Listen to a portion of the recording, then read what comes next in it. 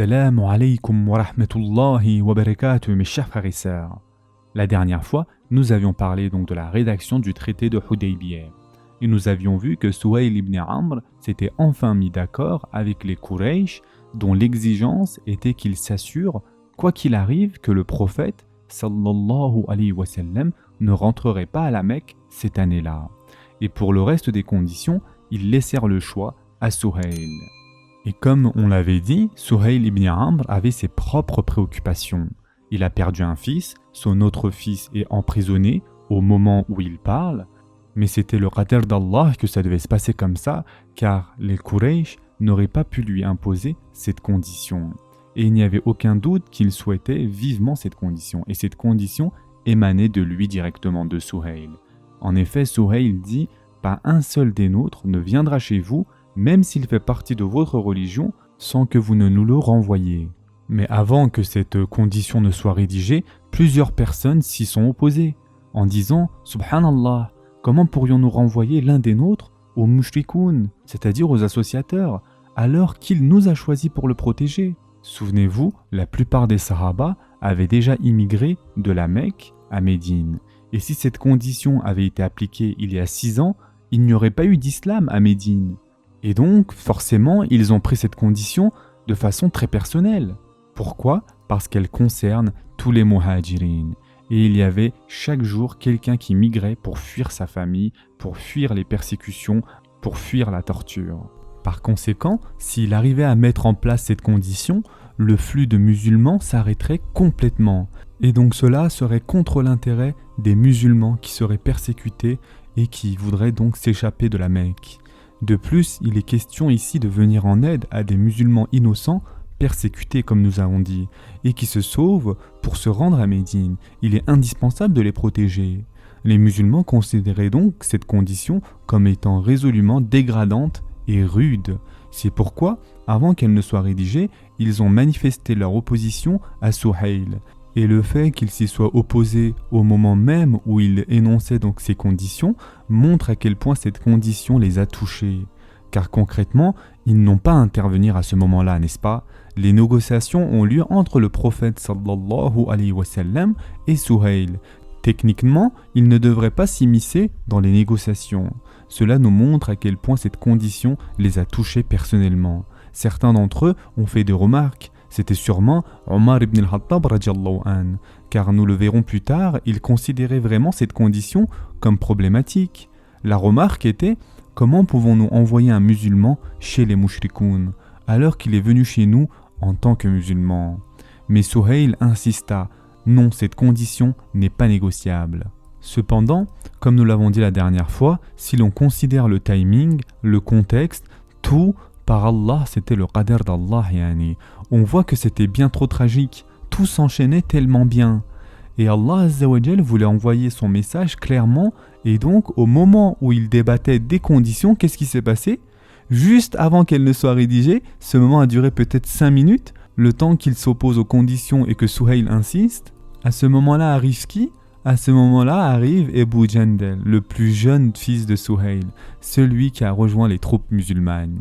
Il arrive avec les mains enchaînées, des marques de torture clairement visibles, son torse est découvert parce qu'il a été torturé, captif dans des conditions terribles durant 2 ou 3 ans. Il avait déjà trouvé un moyen de s'enfuir, mais où aurait-il pu s'enfuir avant ? Et donc, quand il a entendu que les musulmans campaient juste à l'entrée de la ville, il réalisa que c'était sa chance. Il pouvait enfin rejoindre Médine directement à travers l'armée. Et Abu Jandal aurait pu s'enfuir. Il avait trouvé un moyen de s'enfuir auparavant. Mais qu'aurait-il fait ? Il aurait été dans les rues de la Mecque, sans monture, sans argent. Comment aurait-il rejoindre Médine ? C'était hors de portée pour lui. Et donc, dès qu'il entendit que les musulmans campaient à l'extérieur de la ville, il réalisa que c'était sa chance, que c'était une chance en or, peu importe ce qu'il avait planifié en 2-3 ans. Il fallait saisir cette chance. Et donc, il réussit à fuir. Il se précipita à Hudaybiyah au moment exact où son père et le prophète sallallahu alayhi wa sallam négociaient. Il arriva chez les musulmans disant « Ô musulmans, aidez-moi, ô musulmans, sauvez-moi ». Suhayl aperçut son fils au loin et reconnut Abu Jandal bien sûr. Il se tourna vers le prophète sallallahu alayhi wa sallam et lui dit « Cet homme, ô Mohammed, est le premier que tu dois nous renvoyer selon nos conditions. » Évidemment, c'est son fils, il ne va pas le laisser partir. C'est le seul fils qui lui reste, les autres sont déjà à Médine. Il ne laissera pas celui-là partir. Mais le prophète, sallallahu alayhi wa sallam, lui dit « Nous n'avons pas encore rédigé les conditions, nous sommes toujours en négociation. » Suhayl répondit « Si tu refuses, par Allah, il n'y aura plus de conditions du tout, plus de traité. » C'est son fils. Si ça avait été quelqu'un d'autre, peut-être qu'il aurait accepté. Mais là, il s'agit de son fils. Donc s'il refuse, alors il n'y aura plus jamais d'autre accord après ça. Le prophète sallallahu alayhi wa sallam lui dit « Offre-le-moi, puis nous appliquerons les conditions après cela. Juste une offre, et le reste sera appliqué après. » Mais il répondit « Non, je ne te le donnerai pas. » Le prophète sallallahu alayhi wa sallam insista pour qu'il le fasse. Et honnêtement, dans toute la sira, il n'y a aucun autre moment où le prophète sallallahu alayhi wa sallam a plaidé à plusieurs reprises comme il l'a fait pour Abu Jandal. Yani, à plusieurs reprises, le prophète sallallahu alayhi wa sallam a demandé une exception pour Abu Jandal. Donne-le-moi, allez, vas-y. En gros, il lui a demandé 3-4 fois. Il l'implorait littéralement pour qu'il lui donne Abu Jandal. Mais bien sûr, c'était son père. Il n'a pas cessé de dire « Non, je ne le ferai pas. Non, je ne te le donnerai pas. » C'est la condition, tu l'acceptes ou tu pars. Le traité semblait être dans une impasse jusqu'à ce que Mikraz, un compagnon de Suhayl, celui dont le prophète sallallahu alayhi wa sallam avait qualifié d'homme mauvais et avec lequel il avait dit qu'il ne signerait pas de traité, intervint. Et donc Mikraz dit « Ok, nous allons au moins garantir sa sécurité à partir de maintenant. » En d'autres termes, d'accord, il reste avec nous, mais il ne sera plus torturé. Mikraz a joué un rôle dans cette affaire. Lorsqu'il vit donc l'insistance du prophète sallallahu alayhi wa sallam, il sentit qu'il fallait débloquer la situation. Et donc il proposa d'assurer sa protection à partir de ce moment-là, ce qui signifie qu'il ne sera pas persécuté. Il ne retournera pas avec les musulmans, mais les Quraysh s'assureront qu'il ne soit plus jamais torturé de la sorte. Abu Jandal observait toute la scène, son père d'un côté et le prophète sallallahu alayhi wa sallam de l'autre. 5 minutes passent, 10 minutes se sont écoulées et les négociations ne tournaient pas en sa faveur. Abu Jandal s'exclama « Ô musulmans, allez-vous me renvoyer chez les mouchriks alors que je suis venu chez vous en tant que musulman ?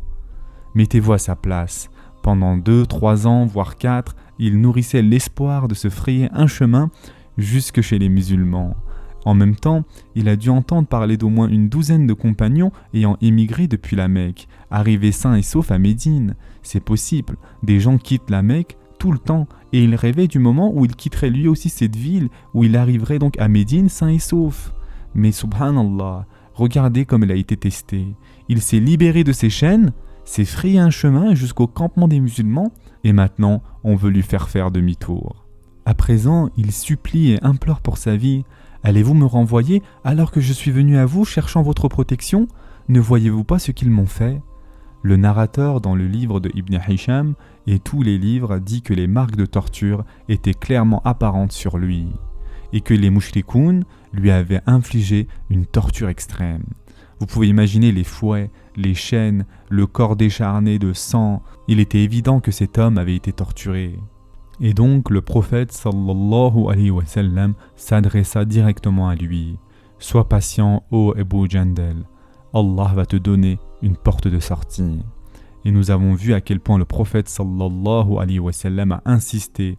Et comme il n'a pas pu la voir, au moins il lui offre donc cette consolation, lui disant « Assure-toi de placer ta confiance en Allah et Allah te libérera. » En voyant cela, Omar radiallahu an, et c'est très probablement lui qui avait dit « Comment pouvons-nous lui faire cela, ô messager d'Allah ?» Voyant la scène, il se leva et alla droit vers Abu Jandal et lui dit « Sois patient, ô Abu Jandal. » La même chose que le prophète sallallahu alayhi wa sallam a dit, mais il ajouta quelque chose de plus militant « Et rappelle-toi que leur sang ne vaut rien du tout. » En disant cela, il montra des yeux son épée. Omar radiallahu an avait une épée et il la lui montra des yeux, l'air de dire « Regarde, voici l'épée, utilise-la contre », mais il l'aurait utilisée contre son propre père et contre Mikraz. Et donc Omar radiallahu anh voulait lui insinuer « Nous ne pouvons rien faire de notre côté, mais toi, tu viens de leur ville. Si tu te débarrasses d'eux, ce sont vos affaires et nous ne serons pas impliqués. C'est à toi de le faire. » Donc il lui a offert une opportunité en lui montrant l'épée et l'invitant à la prendre et à faire ce qu'il veut avec. Peu importe la raison, en tout cas cela semble évident, au final c'est son père. Donc il n'a pas pu commettre un tel acte, il n'a donc pas saisi cette occasion.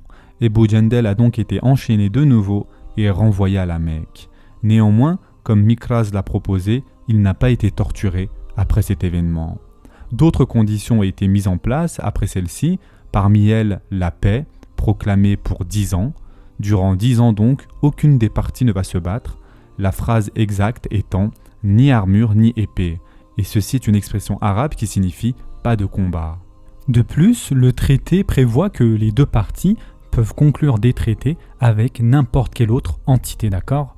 Les Quraysh et les musulmans peuvent signer des traités avec n'importe quelle tribu qui souhaite faire une alliance avec eux. Et si une tribu donc s'allie aux musulmans, toutes les conditions s'appliqueront aussi à eux. Et réciproquement, si une tribu s'allie aux Quraysh, toutes les conditions s'appliqueront à eux également. Il y a donc à présent cette idée de séparation politique qui a été établie. Chacun a le droit de négocier de façon légitime avec n'importe quel autre groupe et ce droit est aussi à retenir. Parmi les autres conditions, il y a le refus de laisser accomplir la Umrah aux musulmans malgré la demande qui avait été faite par le prophète sallallahu alayhi wa sallam. Ce à quoi Suhayl avait refusé et avait dit « pas cette année ».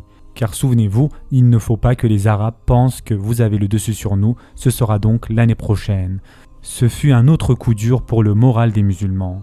Ils avaient marché jusque-là pendant une semaine, campé plusieurs jours et on leur annonce que ce ne sera pas cette année mais l'année prochaine. Lorsque vous viendrez l'année prochaine, vous nous avertirez afin que l'on vous laisse la ville pour 3 jours, durant lesquels donc nous quitterons la ville, puis vous devrez partir et nous reviendrons dans la ville.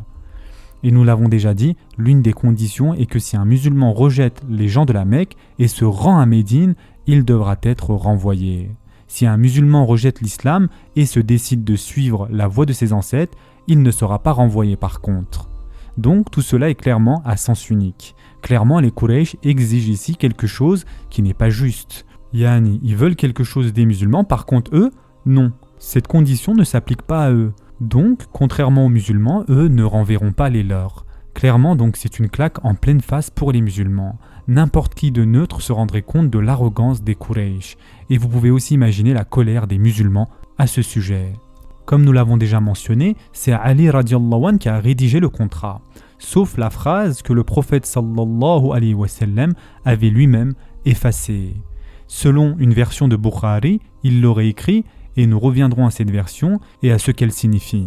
Et donc chacune des deux parties avait ses témoins. Du côté des musulmans étaient présents Abu Bakr, Omar, Othman et Ali radiallahu anhum, yani les futurs 4 califes. Du côté des Quraysh, il y avait une délégation, Mikraz, Suhayl et 1 ou 2 personnes, tous ont été témoins donc de cet accord. Maintenant, avant d'aller plus loin, malgré tous les aspects négatifs du moment et les autres aspects positifs, le plus gros point positif est que pour la toute première fois, mais vraiment la toute première fois, les musulmans ont été traités comme une entité politique puissante et indépendante. Est-ce que vous arrivez à comprendre ça ? Malgré tout ce qu'il y a à redire, et la colère que l'on peut ressentir, et la colère des compagnons bien sûr, qui était bien plus forte que la nôtre, des millions de fois plus forte que la nôtre, yani, pour la première fois, lors du traité de Hudaybiyah, les musulmans et les Quraysh sont autour de la même table. Yani, il est important de comprendre qu'ils sont au même niveau de négociation. Pourquoi ? Parce qu'on ne signe de traité qu'avec quelqu'un qui nous est égal, qu'avec une entité égale. Et le fait que les Quraysh aient été forcés de signer donc un tel traité signifie que les musulmans ont été surclassés. Après toutes ces batailles et tout le reste, enfin les musulmans reçoivent le respect. La izza, c'est-à-dire l'honneur d'être une entité politique reconnue. À un tel point que, et c'est un autre point concernant Hudaybiyah, d'un côté, il y a une entité religieuse, que sont les musulmans, et de l'autre, nous avons une entité tribale ethnique que sont les Quraysh, d'accord ? Voilà le commencement de la rupture entre l'islam et le paganisme. En islam, qu'est-ce qui unit les gens ? La religion. Et c'est encore plus puissant que les liens de parenté, les liens de concitoyens ou les liens de tribalisme, n'est-ce pas? Alors que dans n'importe quelle autre société, y compris la nôtre à l'heure actuelle, certaines choses dépassent la religion. Elles sont plus importantes que la religion et pour les Quraysh, cette chose est la tribu. Ce sont donc deux entités différentes. Leur nature est très très différente. L'une est une entité religieuse, c'est-à-dire la Ummah, et l'autre est une entité ethnique, c'est-à-dire les Quraysh et leurs alliés. La clause qui dit donc ceux qui voudront s'allier aux musulmans ou ceux qui voudront s'allier aux Quraysh, que signifie-t-elle en réalité? Toute la péninsule arabe a été divisée donc en deux. Il y avait donc l'islam et le kufr, c'est-à-dire la mécréance, d'accord? Et tout ceci, mes chers frères et sœurs, ce sont les prémices de l'entrée à la Mecque et de la conquête de toute l'Arabie par la suite. Ce ne sont pas juste les Quraysh contre une autre branche des Quraysh ou contre les Benu Hashim par exemple. Ce qui est important de comprendre ici, c'est qu'au début, l'islam était un mouvement très minoritaire. Et doucement mais sûrement, toute la péninsule arabique et les Arabes ont été conquis, jusqu'à ce que finalement, et c'est ce qui est fabuleux, en quelques années, le paganisme a été anéanti totalement des terres arabes. Pensez-y, il n'y a plus aucun arabe qui adore des idoles. Regardez le point de départ et regardez maintenant la situation actuelle. Cela a commencé donc par cette division. D'un côté l'islam et de l'autre l'idolâtrie, le paganisme, la jahiliya, l'ethnicité, le tribalisme et de nos jours bien sûr ça serait plutôt le nationalisme. Donc pour la première fois, les gens doivent décider de quel camp ils font partie. Vous comprenez ? Et le traité de Hudaybiyah est le précurseur de cette division, de cette rupture. Suhail rendra heureux et satisfait d'avoir obtenu donc ces conditions-là. Les Quraysh ont obtenu leurs conditions et Suhail a obtenu ses conditions à lui. Omar ibn al-Khattab radiallahu anh, qui avait dit tout haut ce que tous les musulmans pensaient tout bas. Donc Omar radiallahu anh alla voir le prophète sallallahu alayhi wa sallam pour lui poser quelques questions rhétoriques. Comme nous l'avons déjà dit, une question rhétorique est utilisée pour mettre l'accent sur ce que l'on sait déjà, d'accord? Et donc, Omar radiallahu anh dit « N'es-tu pas le messager d'Allah ?» Le prophète sallallahu alayhi wa sallam lui répondit « Oui ». Ensuite, Omar radiallahu anh dit « Ne sommes-nous pas dans la vérité et nos ennemis dans le faux ?» Donc comment pouvons-nous accepter la faiblesse, l'humiliation et la disgrâce pour notre religion? Comment pouvons-nous les laisser l'emporter sur nous ainsi? Mes chers frères et sœurs, réfléchissez, d'accord? Mettez-vous à la place des compagnons. À cet instant-là, que ressentent-ils? Imaginez, ils veulent juste rentrer à la Mecque, là où sont nés, là où ils ont vécu toute leur vie. La plupart d'entre eux sont extrêmement en colère contre les Quraysh après tout ce qui s'est passé.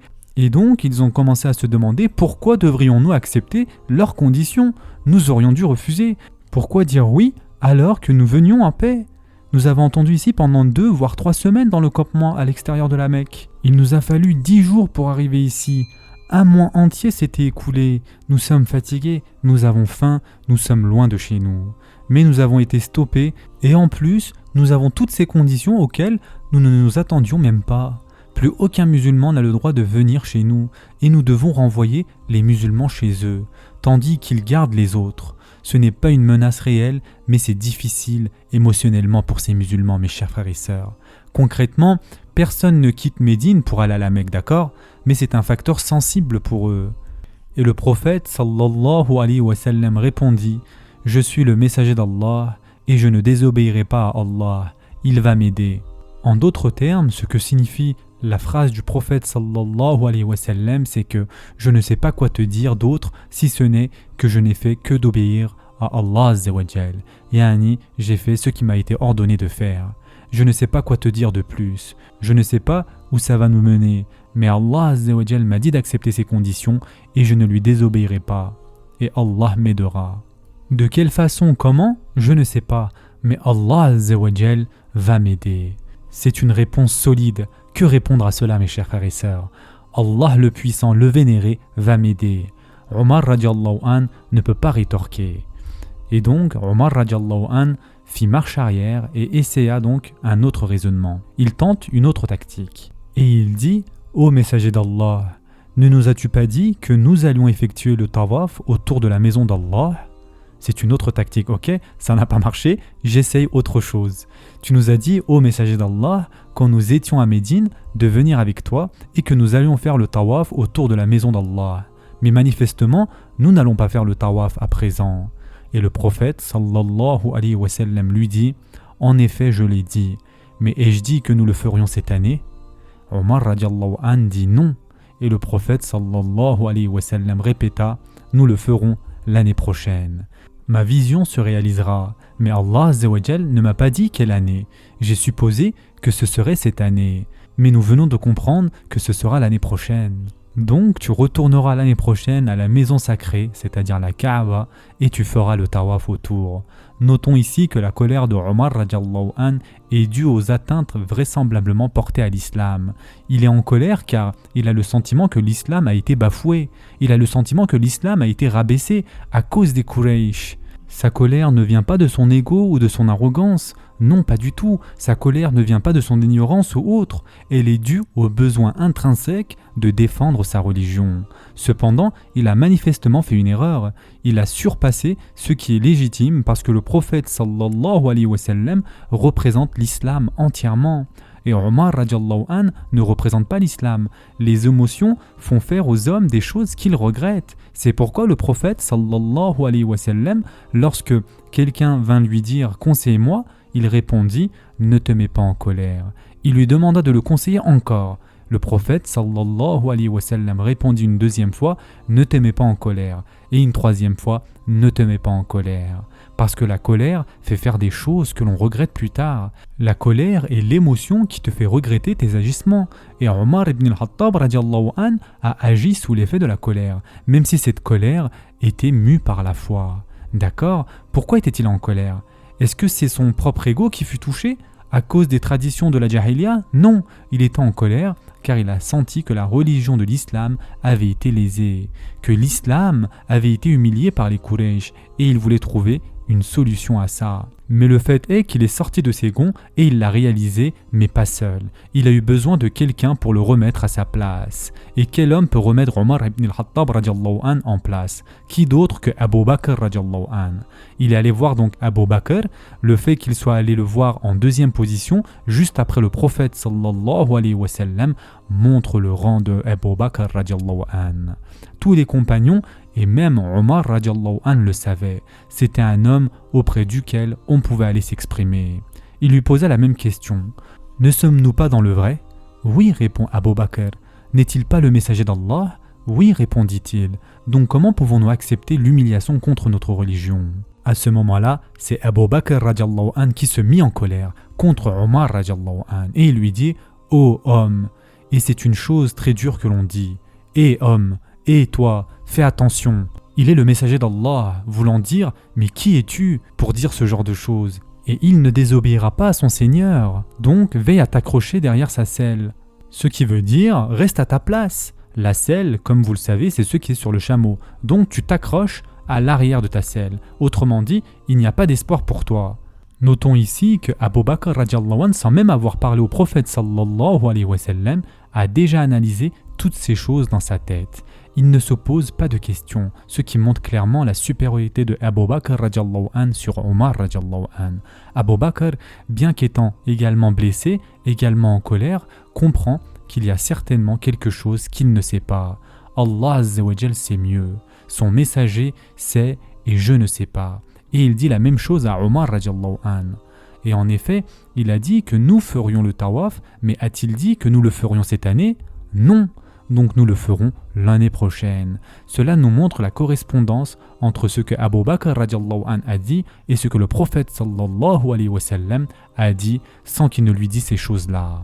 Subhanallah. Cela nous montre la compréhension de Abu Bakr et aussi une facette de Abu Bakr dont on ne parle pas souvent.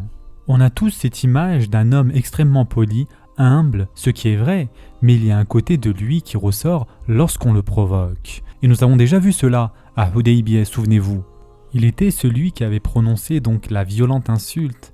À présent, lorsque Omar radiallahu anh vient le voir, il lui dit « Ô homme, calme-toi, qu'est-ce que tu fais ?» Il a remis Omar radiallahu anh à sa place. Il le fera encore à la mort du prophète sallallahu alayhi wa sallam quand Omar radiallahu an va réagir vraiment violemment à la mort du prophète sallallahu alayhi wa sallam et qu'il va perdre la raison. Et par Allah, il aura toutes les raisons de perdre la raison à cet instant-là. Quand le prophète sallallahu alayhi wa sallam est mort, Omar radiallahu an n'a pas pu faire face. Il ne pouvait pas imaginer un monde sans le messager d'Allah sallallahu alayhi wa sallam. Et c'est Abu Bakr radiallahu an qui le remit à sa place. Et c'est Abu Bakr radiallahu an qui lui récita le verset. Omar ibn al-Khattab radiallahu an raconte la sensation qu'il a eue et il a dit « Abu Bakr m'a coupé les deux jambes ». Personne n'a l'audace de parler à Omar radiallahu an ainsi, si ce n'est Abu Bakr. Qu'est-ce que cela nous montre, mes chers frères et sœurs? Que bien que Abu Bakr radiallahu an soit doux, sensible, gentil, humble et bon, quand on le pousse à bout, quand un homme doit être un homme, personne ne dépasse Abu Bakr radiallahu an, y compris Omar radiallahu an. Et c'est la supériorité de Abu Bakr radiallahu an sur Omar. Donc Omar radiallahu an racontera plus tard: après cela, j'ai continué à faire de bonnes œuvres en espérant qu'Allah azza wa jal me pardonne pour ce que j'ai fait ce jour-là. Il est dit qu'il a libéré tellement d'esclaves, qu'il a jeûné tellement de jours et prié tellement de nuits qu'il a compris qu'il avait agi au-delà de ce qu'il aurait dû, bien qu'il avait réagi sous le joug de ses émotions bien sûr. Qu'Allah azza wa jal pardonne ce genre d'écart émotif. Il a réalisé qu'il était allé plus loin que ce qu'il était approprié à un tel point qu'il s'est senti obligé de se rattraper. Nous avons vu la confusion de Omar ibn al-Khattab radiallahu an et sa déception. Il fera la remarque plus tard, durant son califat, il dira « Le jour de Hudaybiyah, je n'aurais jamais accepté de telles conditions si elles n'avaient pas été préalablement acceptées par le prophète sallallahu alayhi wa sallam. » Et il a été franc. Si un autre leader m'avait dit que je devais abandonner des musulmans et les renvoyer aux polythéistes qui venaient de les torturer ou qui les avaient torturés, il ne peut pas comprendre cela, sauf venant du prophète sallallahu alayhi wa sallam. De plus, Omar radiallahu an n'était pas seul ce jour-là. Cependant, il a été le seul à s'adresser directement au prophète sallallahu alayhi wa sallam. Mais la frustration et la colère étaient générales. Tout le monde pensait un peu comme Omar radiallahu an. Et il y a un autre compagnon, Sahal ibn Hanif, un compagnon très connu, qui des années après, lors de la bataille de Siffin, quand les musulmans vont se battre contre d'autres musulmans, il essaiera de les calmer et il dira aux gens: votre propre opinion sera toujours plus blâmable que le Coran et la Sunna, ce qui signifie accuse ta propre opinion avant d'accuser le Coran et la Sunna. Accuse tes propres positions avant d'accuser le Coran et la Sunna. Je me souviens du jour d'Abu Jandal. Et ce qui est intéressant de remarquer ici, mes chers frères et sœurs, c'est qu'il a appelé ce jour le jour d'Abu Jandal. Il ne l'a pas appelé le jour de Hudaybiyah, mais le jour de Abu Jandal. Vous imaginez le drame émotionnel, le choc de voir cet homme torturé et enfui vers les musulmans, et puis ramené à la case départ? Les compagnons auraient préféré mourir pendant une bataille en défendant Abu Jandal que de le renvoyer intentionnellement. C'est leur foi qui parle à ce moment-là. Comment pouvons-nous le renvoyer? C'est pourquoi on appela donc cette journée le jour de Abu Jandal. Sahal ibn Hanif radiallahu anhu dit: je me souviens du jour d'Abu Jandal. Si j'avais pu rejeter l'ordre du prophète sallallahu alayhi wa sallam, je l'aurais fait. C'est une citation exceptionnelle. Sahal ibn Hanif radiallahu anhu est l'un des célèbres compagnons. Il est connu pour sa piété, sa taqwa. Et plusieurs années plus tard, il confia quelque chose à un autre groupe. Et pourquoi est-ce qu'il s'ouvre maintenant? Pourquoi est-ce qu'il s'ouvre à ce moment-là? Parce que la bataille de Siffin est une bataille vraiment dramatique pour les musulmans. Une guerre venait tout juste de déclarer entre Muawiyah radiallahu an et Ali ibn Abi Talib radiallahu an. Et il y avait beaucoup de tensions dans les camps. Et Sahal voulait les calmer en leur disant de suivre le Coran et la Sunna même sans les comprendre. Yani, il dit clairement: évitez de faire couler le sang et obéissez à Allah azza wa jal et à son messager sallallahu alayhi wa sallam. Obéissez aux hadiths qui disent de ne pas se battre ainsi. Et qu'importe à quel point tu es sûr de toi, accuse tes propres opinions avant d'accuser le Coran et la Sunna. Et wallahi, cette citation devrait être mémorisée par chacun d'entre nous, surtout à cette époque où l'opinion de tout le monde pèse plus lourd que ce qu'a dit le prophète sallallahu alayhi wa sallam. Oui, malheureusement c'est le cas. Tout le monde à l'heure actuelle dit: je comprends ceci, je sais cela, je sais que le prophète sallallahu alayhi wa sallam a fait tel acte ou a fait ceci, mais pourtant il suit sa propre opinion. Et parfois, vous avez affaire à ces gens, ceux qui rejettent les hadiths, et vous pouvez leur citer n'importe quel hadith, et ils vont vous répondre quoi? Ça, c'est l'opinion de Mohammed, sallallahu alayhi wa sallam. Et wallahi, c'est juste hallucinant de voir ça. C'est son opinion. Tu n'as pas à agir en fonction de son opinion. Voilà ce que va te répondre cette personne. Par Allah, c'est de la mécréance. Il n'y a pas à se poser la question. Dire de tels propos est son opinion, et moi j'ai mon opinion, c'est de la mécréance, mes chers frères et sœurs. Il n'y a pas à se poser 1000 questions ici. Yani, ce qui est important de comprendre ici, mes chers frères et sœurs, ce genre d'attitude, même si, alhamdulillah, elle est minoritaire dans notre communauté, mais le fait est qu'il y a ce genre de personnes qui existent. Et malheureusement, ces personnes-là oublient quoi? Ils oublient Sami'na wa ata'na ghufranaka rabbana wa ilaykal masir. Nous avons entendu et nous avons obéi, pardonne-nous Seigneur. Et c'est ce qu'il veut dire ici, Sahal ibn Hanif. Accuse tes propres interprétations avant d'accuser le Coran et la Sunna, parce qu'il était sur le point de rejeter l'ordre du prophète sallallahu alayhi wa sallam. J'ai pensé qu'il était dans le faux, et si j'avais pu le faire, je l'aurais fait. Bien sûr, plus tard, il réalisa que Hudaybiyah était une victoire. Il se rendit compte que c'était la meilleure chose à faire à ce moment-là. Mais sur l'instant, bien sûr, il ne pouvait pas le voir. Il ne voyait qu'une chose, qu'ils avaient perdu. Nous avons accepté l'humiliation.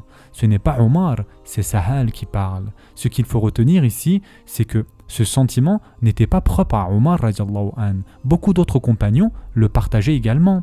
Voici donc une leçon importante pour les moments où l'on commet des transgressions, mes chers frères et sœurs. Omar radiallahu an a fait une erreur, puis il a dit « Je l'ai rattrapé en faisant de bonnes œuvres ». Aussi, la meilleure façon de se rattraper devant Allah Azza wa Jal, c'est de se rapprocher d'Allah Azza wa Jal et d'augmenter nos bonnes actions. Voilà pourquoi le vrai repentir s'accompagne d'actes surérogatoires.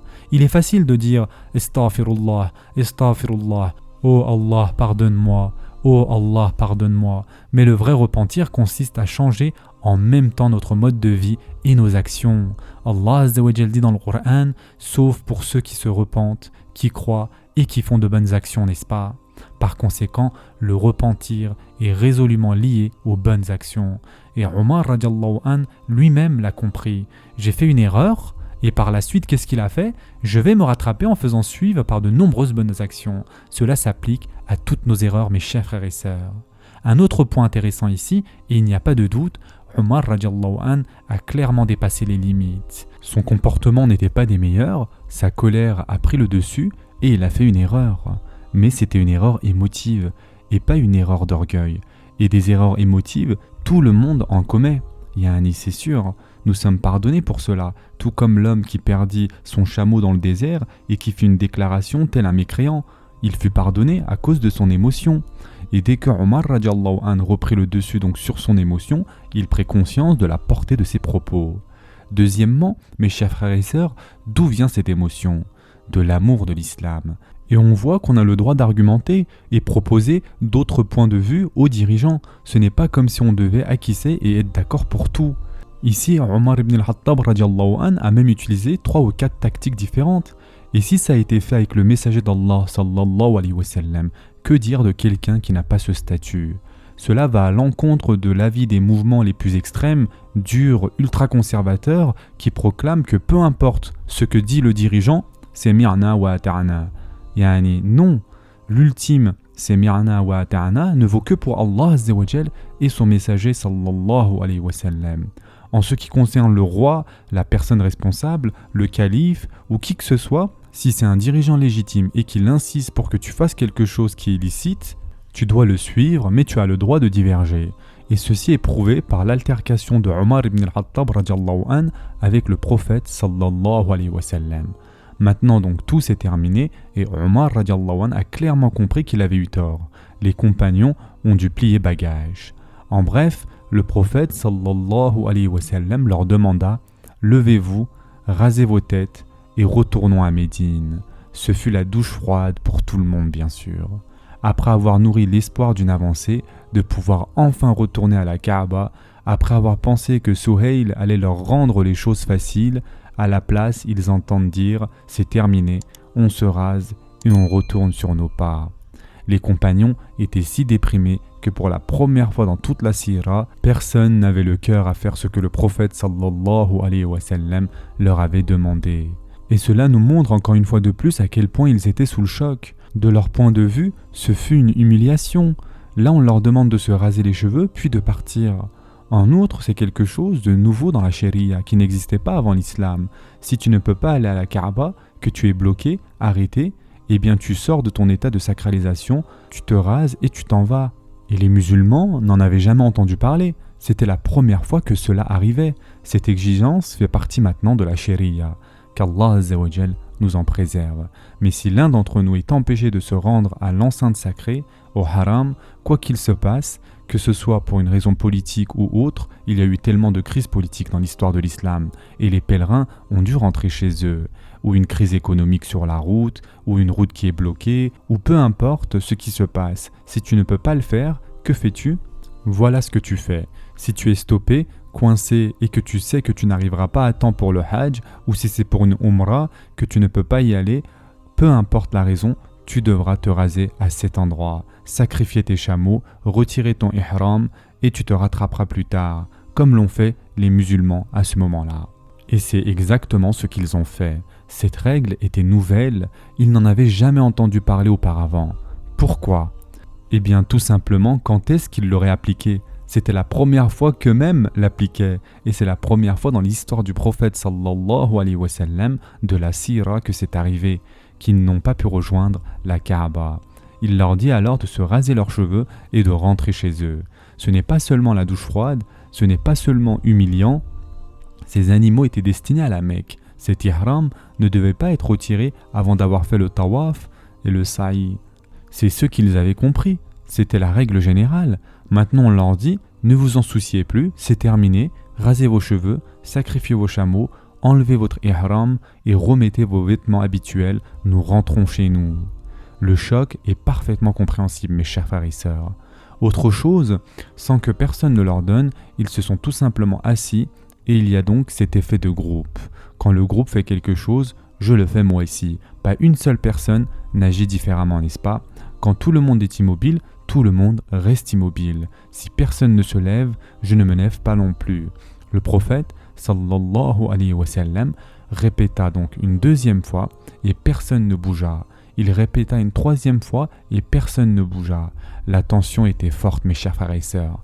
Et le prophète, sallallahu alayhi wa sallam, décida de retourner dans sa tente. Salama y est, souvenez-vous. Visiblement, le prophète, sallallahu alayhi wa sallam, était agité.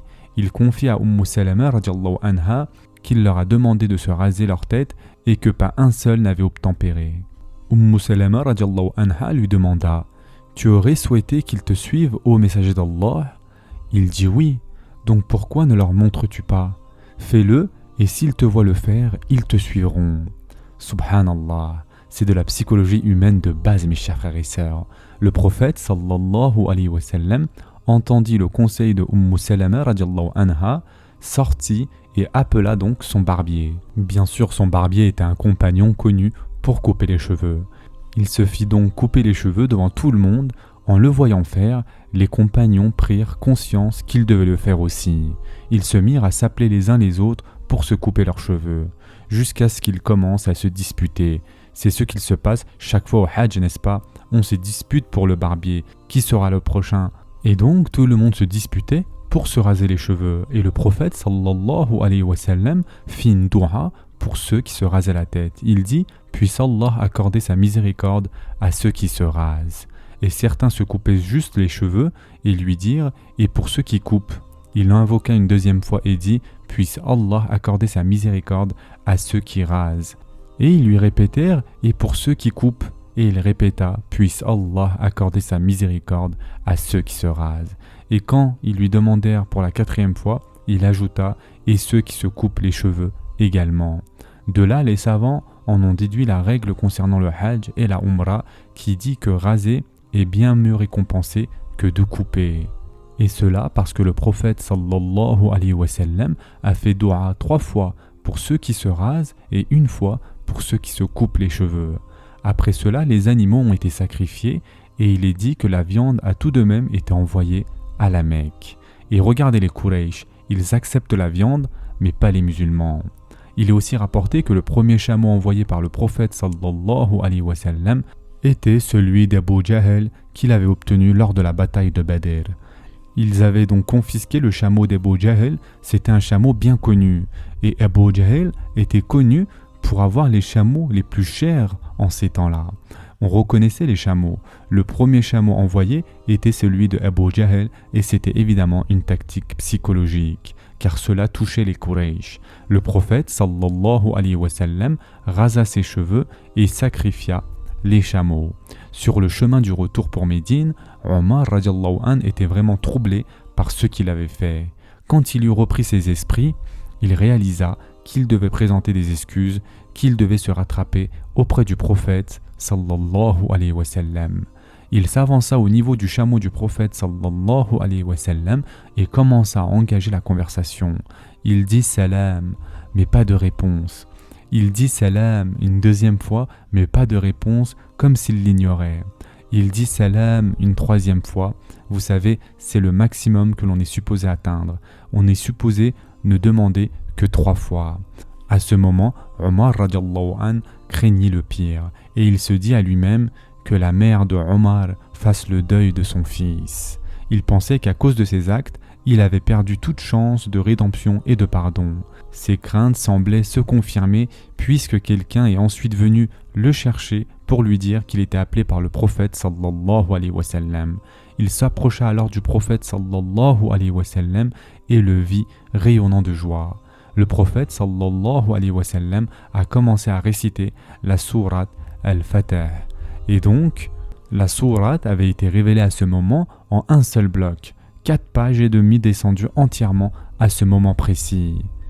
Et Inch'Allah, la prochaine fois, nous parlerons rapidement des principaux versets de cette sourate afin de pouvoir relier les passages du Coran à des épisodes de la Sira et que l'on puisse apprécier jusqu'à la fin de nos vies. Quand on lira cette sourate, on pourra faire le lien entre chaque verset et ce à quoi il fait référence. C'est long, mais c'est vraiment important de pouvoir relier le Coran directement à la Sira.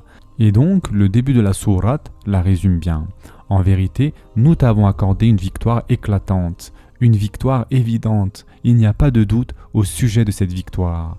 Omar radiallahu anh répondit, est-ce que cela est une victoire? Et le prophète sallallahu alayhi wa sallam dit, Wallahi c'est une victoire. Omar radiallahu anh dit alors, Allahu Akbar, et il commença à courir avec son chameau, dépassant les musulmans, et disant, Allah nous a accordé une victoire éclatante. Et le prophète sallallahu alayhi wa sallam a dit, Allah m'a envoyé une sourate qui m'est plus chère que n'importe quelle chose sur cette terre. D'ailleurs, mes chers frères et sœurs, cette sourate prédit tellement de choses et nous en parlerons Inch'Allah la prochaine fois.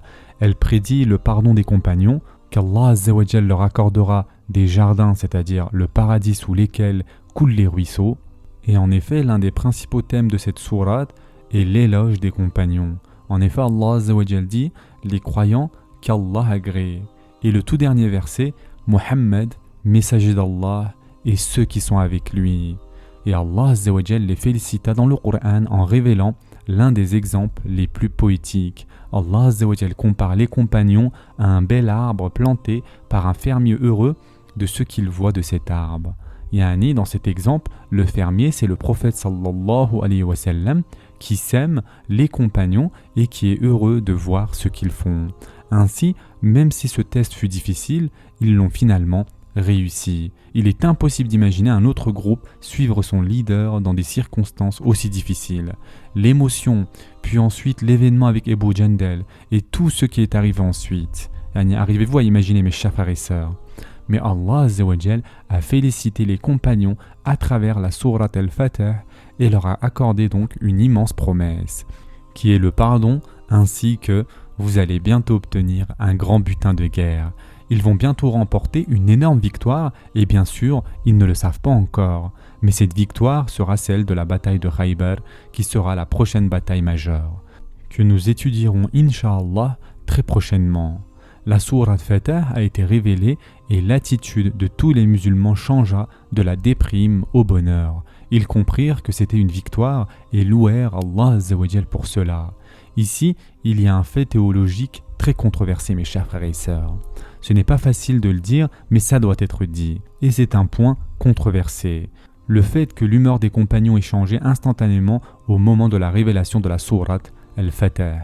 Et en effet, en premier lieu, nous avons l'attitude de Omar radiallahu anh, qui changea du tout au tout. C'est une victoire, oui, Allahu Akbar, instantanément. Ça, c'est l'attitude de Omar radiallahu anh. Ceci nous montre qu'ils ont réalisé l'humanité du prophète sallallahu alayhi wa sallam et l'infaillibilité d'Allah azza wa jal. Parce que tout ce qui est arrivé ne venait pas directement d'Allah azza wa jal, c'était son ijtihad. Et d'ailleurs, c'est pourquoi ils avaient le sentiment que ce n'était pas le meilleur jusqu'à ce qu'Allah azza wa jal le confirme. C'est un point controversé car ça signifie que le prophète sallallahu alayhi wa sallam est autorisé par Allah azza wa jal à faire ijtihad. Vous comprenez ici mes chers frères et sœurs, et cet ijtihad devient obligatoire pour la Ummah, peu importe d'où il vient, nous devons le suivre. Mais les compagnons, même s'ils doivent le suivre, et ils l'ont suivi bien sûr, ont pensé qu'il y avait peut-être quelque chose qu'ils ne comprenaient pas, qu'il y avait peut-être une meilleure option, une meilleure solution, jusqu'à qu'Allah azza wa jal révèle le verset leur annonçant la victoire. Ce changement d'humeur, surtout venant de Omar radiallahu anh, qui a été instantané, démontre ce que l'on vient de dire et que l'on a répété plusieurs fois durant l'étude de la sira. L'ijtihad du prophète sallallahu alayhi wa sallam est une chose qu'Allah azza wa jal a autorisé à faire. Et Allah azza wa jal approuve son ijtihad par le silence. Si Allah subhanahu wa ta'ala veut le changer, il fait descendre son ordre et c'est ce qu'on a vu pendant l'étude de la sira, n'est-ce pas? Cet incident le prouve, les compagnons sont donc retournés à Médine après être restés à Hudaybiyah probablement 20 jours, soit 20 jours d'échange entre Quraysh et musulmans, et le voyage complet dure environ 1 mois et demi. Yani le voyage du début jusqu'à la fin, d'accord, du moment où ils ont quitté Médine au moment où ils sont revenus 6 semaines plus tard.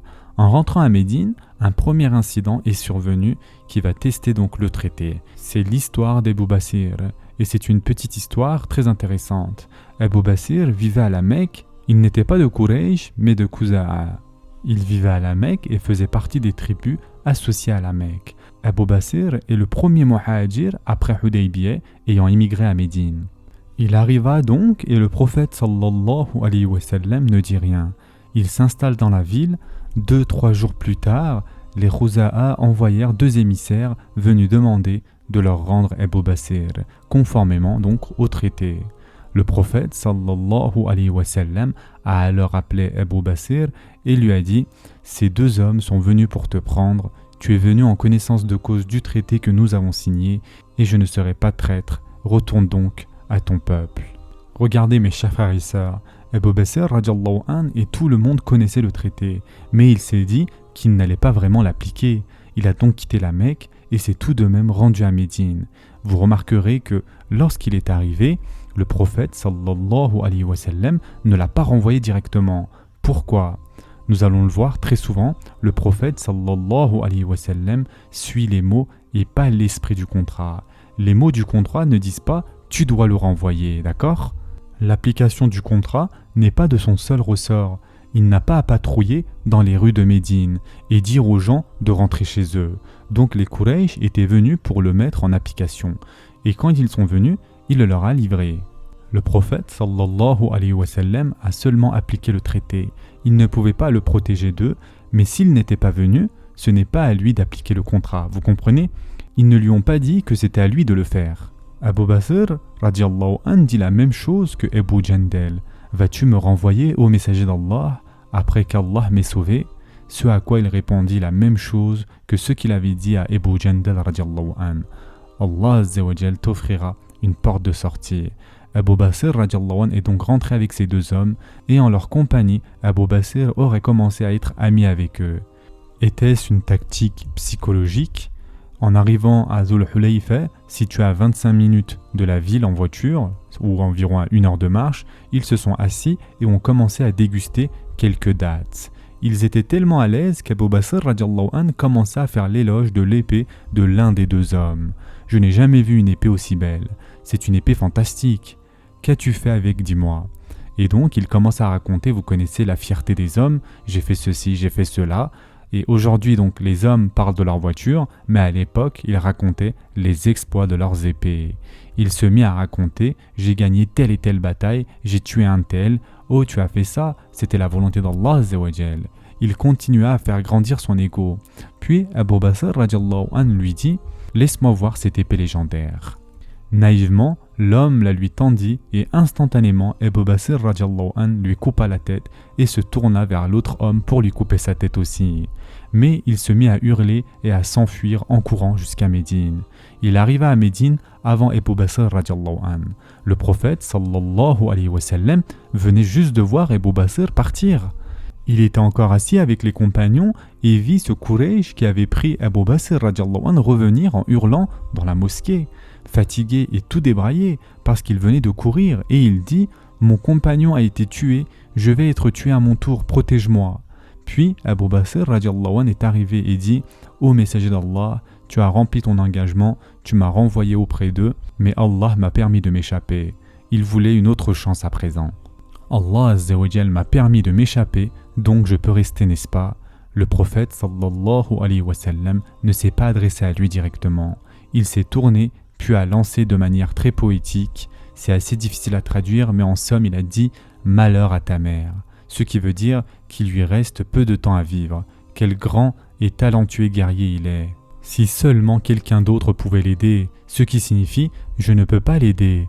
Malheur à sa mère, cet homme grand et talentueux guerrier est en danger, si seulement quelqu'un pouvait l'aider. Ainsi, il l'informe avant même que quelqu'un d'autre ne vienne le chercher.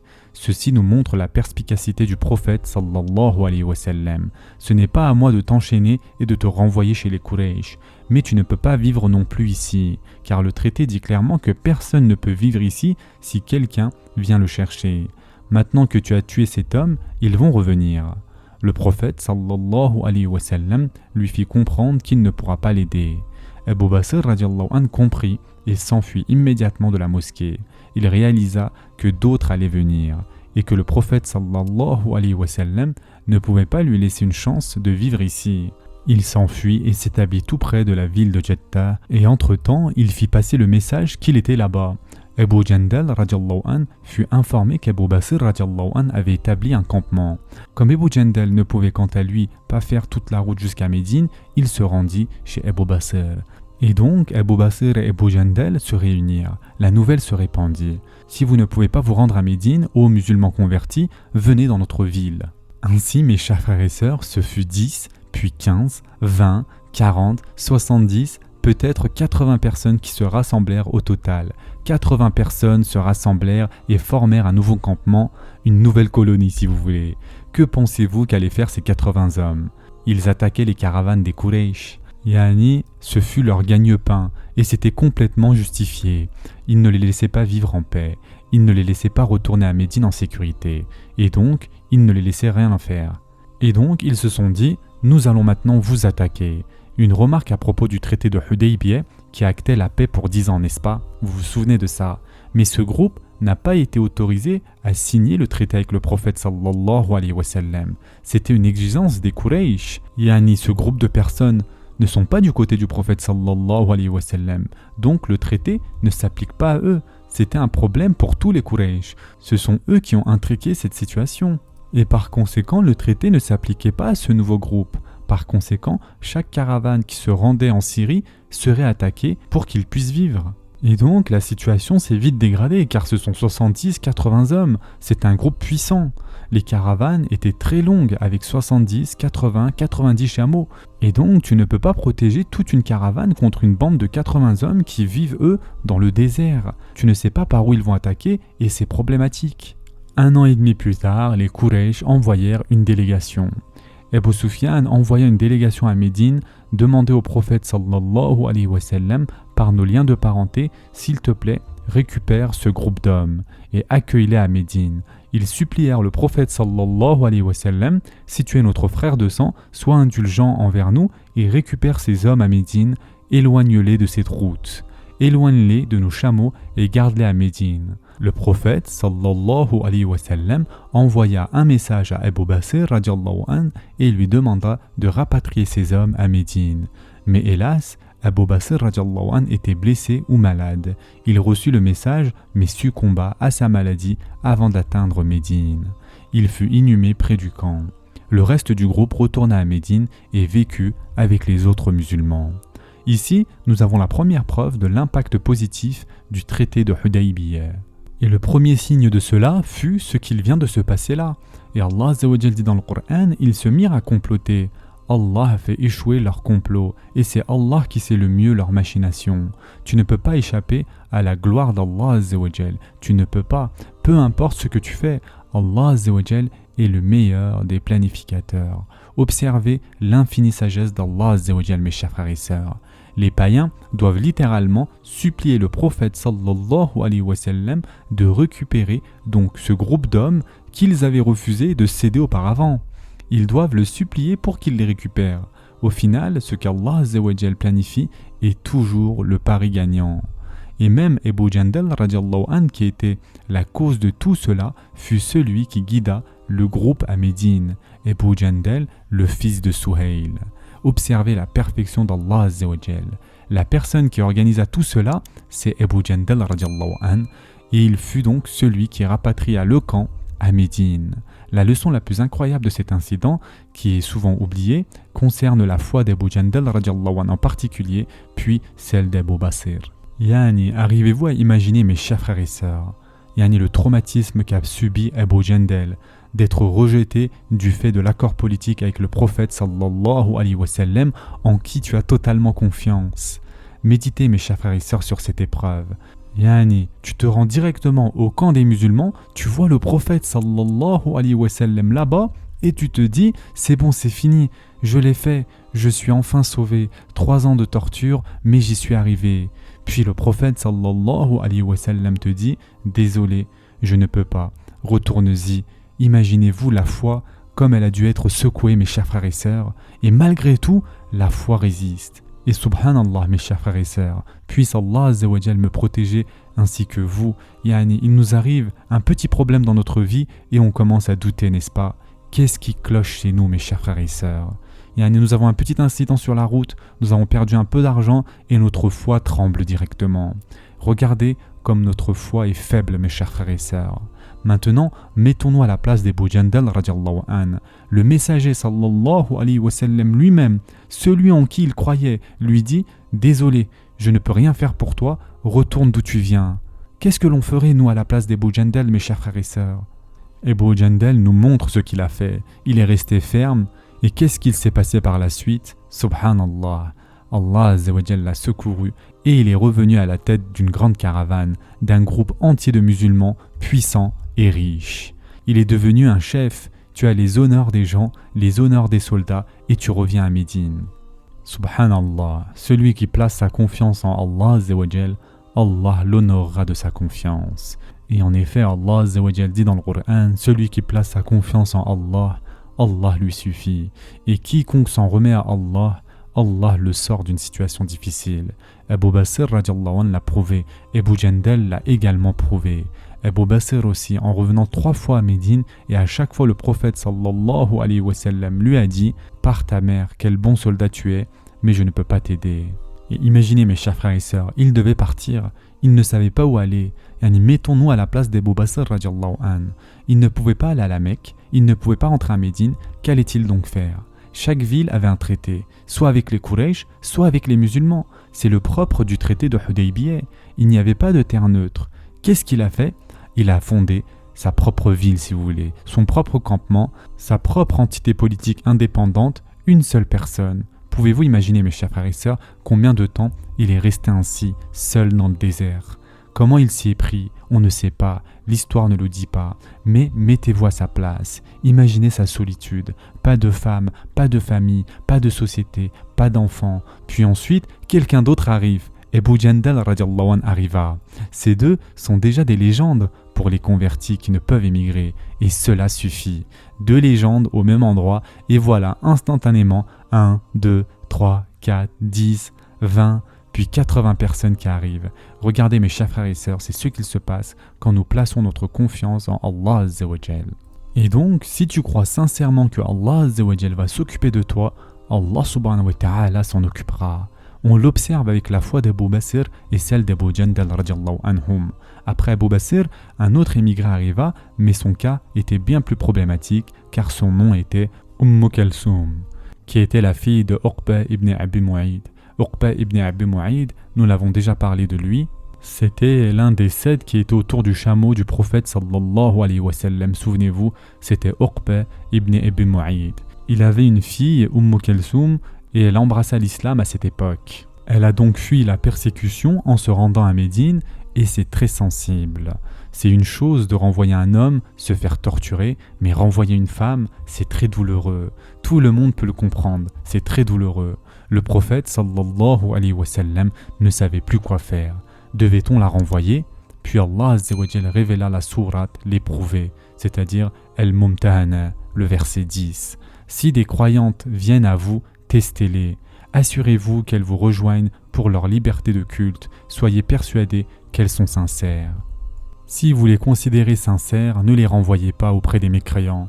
Ils ne sont pas licites pour elles, comme époux, et elles ne le sont pas pour eux. Toutefois, vous devez renvoyer leur tuteur. Chaque époux doit être renvoyé, car il n'est pas juste que les hommes restent. Vous devez renvoyer les tuteurs. Et ensuite, Allah Azza wa Jal dit, si vous souhaitez les marier, vous pouvez les épouser. Et ce fut le cas de Kalsoum qui fut mariée à Zayd ibn Harisa radiallahu anhu.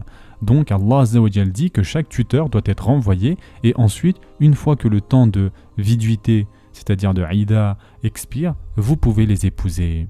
Pourquoi était-il permis que les femmes restent? Encore une fois, le prophète sallallahu alayhi wa sallam suivait à la lettre la loi et non l'esprit de la loi. Aucun homme ne doit nous rejoindre. Donc, vivez votre foi, mais vous devez nous retourner les hommes. Clairement, c'est ça. Quand on dit homme en général, cela s'applique aux personnes. C'est ainsi que sont rédigés la plupart des traités. La plupart des traités, avant qu'existent les avocats, c'est ce que l'on comprend, c'est ce qui est écrit. Et il est vrai que la majorité des émigrés étaient des hommes.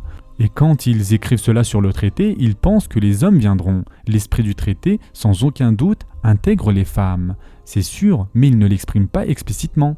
Et Allah subhanahu wa ta'ala a dit « Regarde, tu n'as pas conclu de traité au sujet des femmes, mais au sujet des hommes. » C'est ce qui est littéralement écrit dans le traité. Le traité dit « Aucun homme, c'est-à-dire aucun mâle, ne doit vous rejoindre. Si c'est le cas, vous devez les renvoyer. » Donc Allah Azza wa Jal établit ce décret, lequel ne s'appliquera pas aux femmes. Par conséquent, les femmes étaient autorisées à immigrer, mais pas les hommes. Subhanallah. Encore une fois, ce qu'Allah Azza wa Jal avait prévu se réalisa. Aucune des parties ne l'avait réalisé, mais subhanallah, les femmes représentaient une exception. Car nous le savons, c'était déjà suffisamment difficile pour les hommes, que dire d'une femme qui serait torturée et persécutée. Nous ne l'accepterions pas et ce n'est pas écrit dans le traité. Et donc, elles étaient autorisées à émigrer. Et enfin, pour terminer, nous allons voir un dernier incident qui a eu lieu après Hudaybiyah. Comme nous l'avons dit, ils siégèrent donc 20 jours à Hudaybiyah, puis 1 semaine, 10 jours pour l'aller et le retour. Ils passèrent donc 6 semaines hors de Médine. Au retour, un incident célèbre eut lieu quand, après une longue journée de marche, ils continuèrent la route de nuit. Voyager autant de routes que possible la nuit faisait partie de la tradition prophétique. Un hadith dit que les distances se rétrécissent la nuit, ce qui signifie que le voyage est plus facile de nuit. Quiconque a déjà voyagé de nuit et de jour s'arrête plus fréquemment en journée, n'est-ce pas? Alors que de nuit, si tu t'organises bien pour rester éveillé, tu peux rouler toute la nuit sans t'arrêter. Bien sûr, cela ne veut pas dire que l'on encourage les gens à rouler la nuit sans s'arrêter, d'accord? On dit tout simplement que le voyage de nuit a ses avantages et le prophète sallallahu alayhi wa sallam aimait voyager la nuit. Il voyageait donc autant qu'il pouvait jusqu'à ce que le groupe soit fatigué. Il s'arrêtait alors sur le côté et campait. Il disait « Qui donc peut rester éveillé pour nous protéger et nous réveiller pour la prière de l'aube ?» Bilal radiallahu anhu se désigna « Je serai le garde, je vous protégerai et je serai le muezzin pour la prière de l'aube. » Tout le monde était épuisé et comme le raconte l'histoire, les premiers à se réveiller furent Abu Bakr et Omar radiallahu anhum lorsqu'ils ressentirent les premiers rayons du soleil. Il était 7h voire 8h du matin. Imaginez l'état de fatigue d'un groupe qui n'était jamais resté endormi après le lever du soleil. Non pas parce qu'il y avait la prière de l'aube, mais parce que cela faisait partie de leurs habitudes de vie. Arrivez-vous à imaginer, mes chers frères et sœurs, 1400 hommes, pas un seul ne s'était réveillé avant 8h, jusqu'à ce que la chaleur du soleil les réveillât. Combien devaient-ils être épuisés par ce voyage? Quelle fatigue physique, imaginez mes chers frères et sœurs. Donc Abu Bakr et Omar radiallahu anhum crièrent Allahu Akbar, Allahu Akbar. Ils n'avaient jamais osé secouer le prophète sallallahu alayhi wa sallam. Ils ne pouvaient pas dire debout ô messager d'Allah. Donc comment l'ont-ils réveillé? En criant Allahu Akbar, Allahu Akbar. Le prophète sallallahu alayhi wa sallam se réveilla tandis que Bilal radiallahu anhu dormait toujours. Bien entendu, il avait fait son maximum et avait été le dernier à s'endormir, donc il fut le dernier à se réveiller. Il se réveilla et vit tout le monde debout autour de lui.